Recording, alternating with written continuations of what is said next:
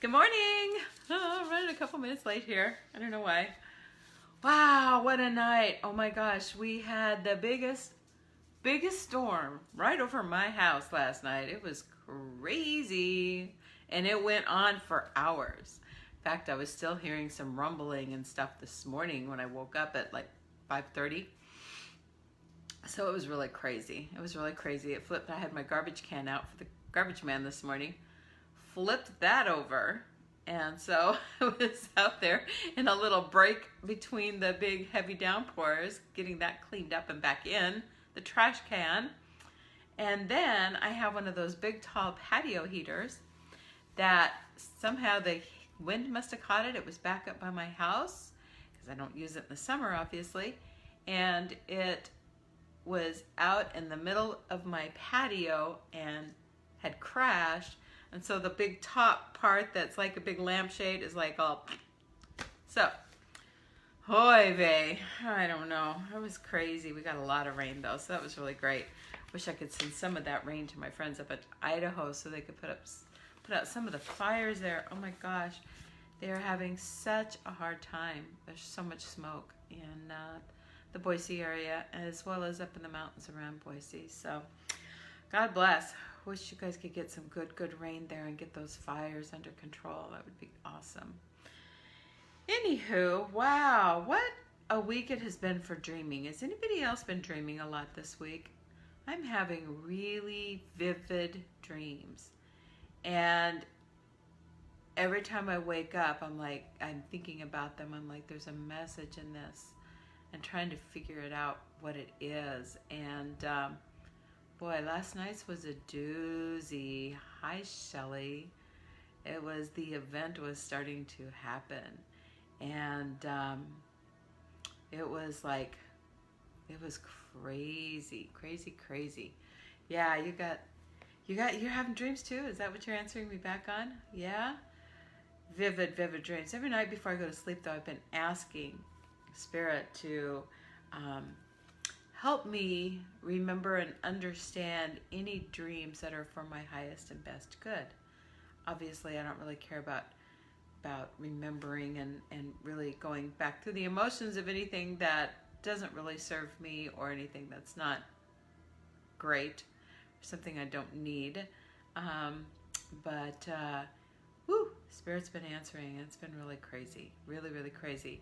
I understand we have another big wave of energy coming in here the first part of September. So pull up your britches, hold on tight, and lots going on, my friends. There's lots going on a worldwide level, on a political level, on a spiritual level, on an energy level. Shelley's been having them for weeks, very vivid. I've had some major realizations. Yeah, me too. It's awesome. So, yeah, if anybody else watches this at a later time that wants to pipe in and give your comments, I'd love to hear what you're experiencing right now. Some pretty cool stuff, but a little bit frightening at the same time, right? Of course, it's change. And what do we say about change? We're reluctant sometimes, but it's getting through it, and getting past it, and surrendering to it, and just being. And sometimes we just have to put down the oars and just rest in the water a little bit, right? And I think that's kind of one of these times right now, because I think pretty soon we're going to have to pick up those oars and start paddling, really paddling. That's just my take. I want to talk today about marvelous mangoes. As I've been doing the 28-day cleanse that is part of the medical medium, his book, Anthony William is the author's name. I've been learning about some of these different foods, and I make it a point to learn about at least one thing each day and some of its properties. And it makes me feel better about what I'm doing and helps me stay more focused by knowing that I'm doing something good for my body. And this is one of his books. It's called Life-Changing Foods. And this just has the principles of each of the different foods. And I've been eating a lot of mangoes right now. They're like really cheap at Sprouts. I think they're like 4 for $1 right now. And they are delicious. And, you know, I eat too many of them sometimes, and then my mouth like starts to feel sore. And so I have to back off. But I put them in my smoothies. I love mangoes. It's like one of my favorite fruits.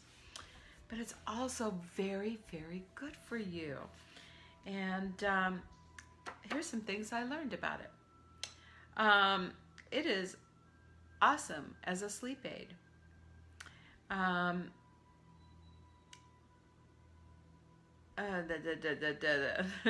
Skimming through here. I'm just going to read this first little part here. While we often think of a glass of warm milk as the go-to sleep aid, it's not a magical remedy. In reality, the combination of fat plus lactose, which is a form of sugar, in the milk stresses the pancreas, triggering insulin resistance, which in turn causes a false sense of sleepiness. It's just like the reaction you'll have after Thanksgiving dinner. The combination of high fat from the turkey plus processed sugar from the pumpkin pie, not the turkey's tryptophan, is what makes people's eyelids heavy after the holiday meal. Okay, the real miracle sleep aid is mango. When you eat mango before bed, phytochemicals from the fruit, along with amino acids such as glycine, glutamine, and cysteine, combine with fructose and glucose, travel to the brain and quickly restore depleted neurotransmitters. This allows most insomniacs a chance to finally get some true rest during the night. Isn't that awesome? They're also beneficial for a whole slew of other aspects of health. They're wonderful for stress resistance and viral protection.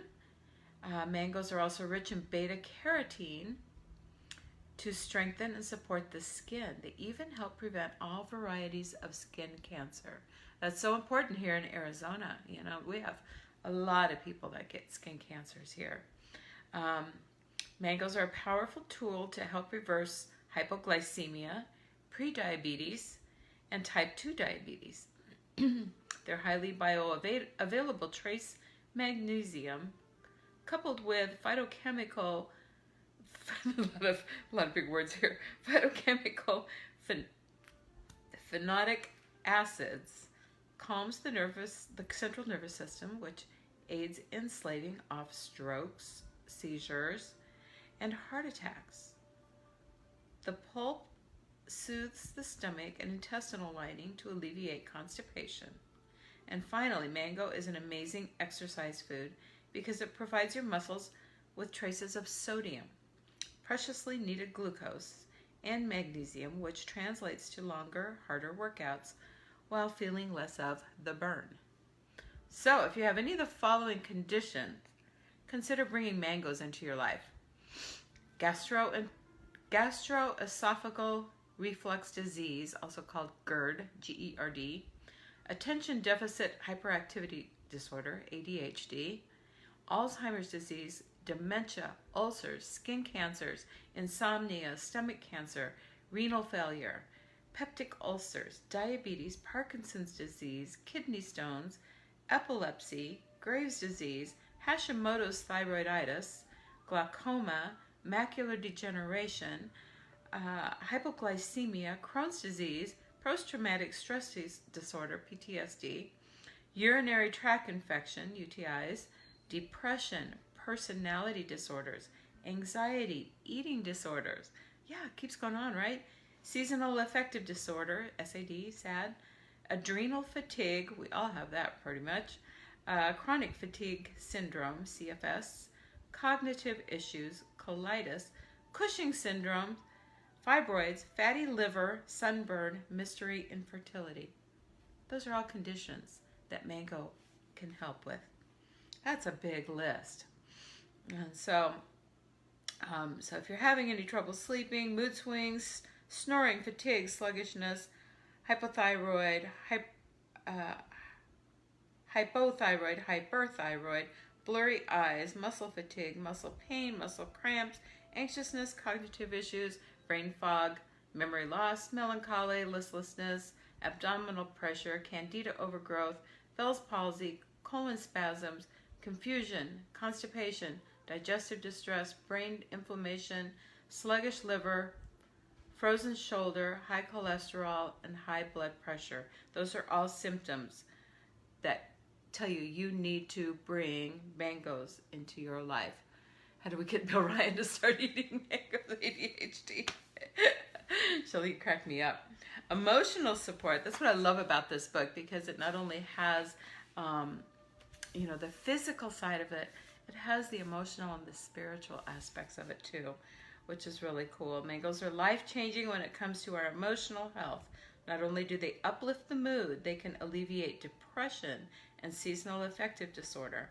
Mangoes are exceptionally healing for anyone who feels abandoned, cut out, or cut off, forsaken, outcast, shunned, detached, lonely, hurt, left out, or let down. That's because mangoes have the power of manifestation. When we eat them, the fruit reorients us, changing our direction and opening us up to more opportunities to experience joy, which ultimately helps us connect to our destiny. Spiritual lesson. I know this is kind of long, but this is great stuff, right? Mangoes handle the heat like no other fruit. Even with the sun beating down on them at extreme temperatures, mangoes know how to shield themselves. When we incorporate mangoes into our lives, we internalize their inner cool. They teach us that it's possible to handle extreme situations without burning up inside. We learn how to keep calm and collected when we're up against immense stress, how to stop ourselves from becoming hot-headed and angry when the heat is on. The next time you're facing an intense situation, find a mango to snack on, or add frozen mango to a smoothie. As you take it in your body, remind yourself that this powerful tool will help you face the tough circumstance like never before. So, for noticeable results, eat 2 mangoes a day. Ooh, I'm going to have to step it up. My mouth is going to be sore. If you want a deeper sleep with spiritually enhanced dreams, eat mango before bed. It's the best way to prime yourself for a revelation come morning. There we go, Shelley. We're going to start eating our mangoes before night-night. Maybe that's why I'm having more dreams. I actually am eating more mango. While mangoes on their own can't help you sleep, if you eat them with celery sticks or a salad, it shifts their energy to do the opposite for you. Well, mangoes alone can help you sleep. Okay, so if you eat them with celery sticks or salad, then they will wake you up instead of put you to sleep. The combination of mangoes plus greens eaten later in the day can give you a second wind when you need to stay up late working on a project. For longer lasting workout and better recovery, have mango before any type of exercise. If you're meditating to resolve an issue, try eating mango beforehand. It will connect you to the insights you need. Fabulous! Oh, and there's a recipe for mango lassi. I love mango lassi. So good. We'd have to leave out the mint leaves for Shelley. They're just for decoration. So, there you go. There's everything you need to know about marvelous mango. Yeah, so like I said, it's helping me keep on track as I am fueling my body with raw foods, vegetables, fruit of all kinds, and learning about their properties kind of like inspires me and makes me want to do more of it. So, food for that, as always. Today's chapter is called Enthusiasm. I'm feeling kind of enthusiastic. Can you tell? Enthusiasm. We are human beings. Our being infinite as wind, our human house full of holes. No, not me. As difficult as it is, she said with a straight face, as difficult as it is to accept that there are no answers in life, it is even more difficult at times to accept that no one holds what we presume are the answers. No one. There is only, it seems, the returning glimpse of wholeness in which all is seen and felt, and the frequently muddled aftermath when clarity is gone and all speech fails. In essence, we must blink 1,000 times a day, what is human in us blinks continually over our essence. In this way, our limitations humble us, covering our gifts repeatedly, blinking them away, there, then not, there, then not. There is no escaping the mix of all of this. There is only holding the mystery of truth in view, even when we're in the dark, the way we can feel the warmth of the sun when our lids are closed. So, what are we left with? Well, we are each faced with the endless and repeatable task of discovering or uncovering our enthusiasm, which means, in essence, being at one with the energy of God or the divine. The word itself comes from the Greek en, one with, and theos, the divine. Wow, I didn't know that, did you? I think maybe I did hear that before one time. Hi, Mark, how are you? Despite our endless limitations, it seems that the qualities of attention, risk, and compassion allow us to be at one with the energy of the whole, and the result is enthusiasm, that deep sense of oneness. As such, enthusiasm is not a mood that can be willed or forced. Rather, it is the ripple that follows the stone. It can only be felt after we immerse ourselves in life. Like a bird gliding on the current of air it cannot see, Connor, or a fish swimming with the tide of deep it cannot see, or a note being sung as part of a song it cannot see.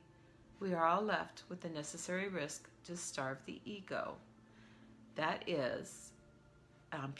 in us which believes it can control the world, so that the unseeable music of being may rise and carry us.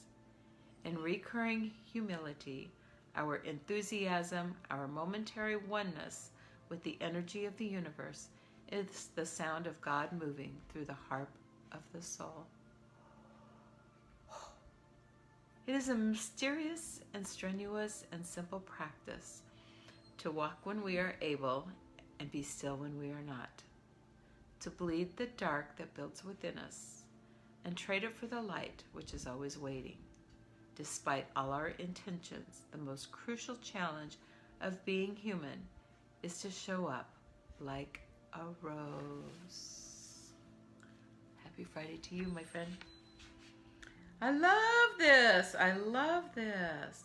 Enthusiasm. The Greek en, one with, and theos, the divine, one with the divine. Isn't that beautiful? So take a moment during your day and sit quietly outside with your eyes open.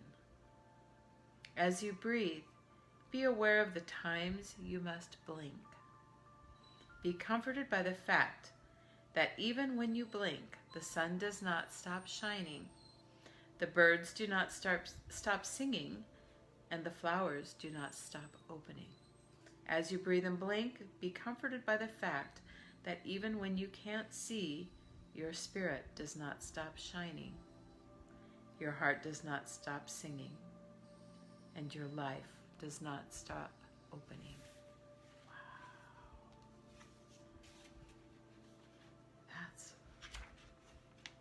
That's really, really powerful. That's really, really powerful stuff today. So much going on all at one time, simultaneously. Life is happening all the time, no matter where we are. If we're wrestling with, say, self-doubt, somewhere somebody was just proposed to be married, to get married, proposed to however you say that. Obviously, I'm not familiar with that. So there's joy. A baby is being born. So many things that may be all around us. And sometimes, good morning, Sharon. Sometimes when we are in that moment of joy, someone else could be experiencing sorrow and grief. So life is happening around us all the time. And I love that definition of enthusiasm. N is the Greek word for God. Or, I'm sorry, no. I just messed that up. N is the Greek word for one with, and theos is the word for the divine. That's beautiful. That's beautiful. Yeah, Sharon, go back and read this and start mixing some mangoes in Bill's food. That's what we decided. By the way, Sharon, I was dreaming of you and Bill last night. We were at a movie theater. Connor, shh. We were at a movie theater, and like everything stopped, and it was like the movie stopped, and everything stopped, and we like looked outside the movie theater, and it was like a Twilight Zone movie where like people were like mid-step and like everything just froze. And you walked out and you had a little dog, a little black dog, and you walked out and you were like trying to walk around and see what was going on, and you were moving and stuff around everything that was stopped. And so anyway, so I was like, okay, I gotta borrow somebody's car so I can go get my mom and Connor, and I'm gonna bring them back here. And so we were all going to hang out inside this movie theater because we figured at least we'd have plenty of popcorn to eat. That would be me to go to the popcorn thing. So anyway, crazy dreams, but they mean something. I know they do. So anyway, happy Friday. It's Friday, isn't it? Happy Friday, you guys. I got to get busy and get my buns in gear. I got stuff to do this morning. I have a client coming, and I hope you have a wonderful day, and I will see you tomorrow morning at 7:30. And I just wish you peace and blessings and much joy. God bless. I love you guys. Bye.